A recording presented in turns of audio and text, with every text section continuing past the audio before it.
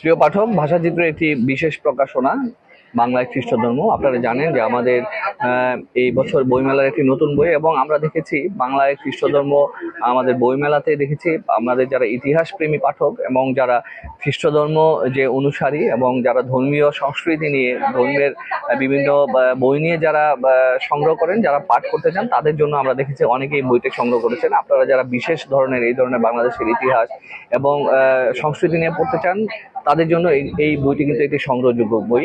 বাংলায় খ্রিস্ট ধর্ম উইলিয়াম অতুলের একটি অনবদ্য রচনা। এই বইটি অনেক পরিশ্রমী কাজ।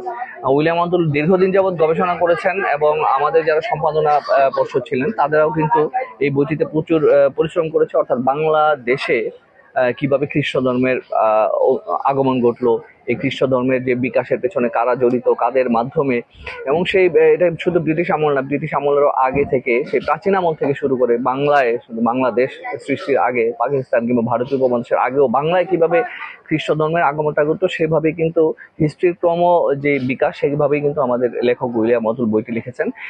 বাংলায় যারা খ্রিস্ট ধর্ম নিয়ে, বিশেষ করে যারা অনুসারী এবং খ্রিস্ট ধর্মের যে উৎপত্তি এবং বিকাশ সম্পর্কে যারা জানতে চান, তাদের জন্য আমি বলবো এটি একটি মাস্ট রিড বই।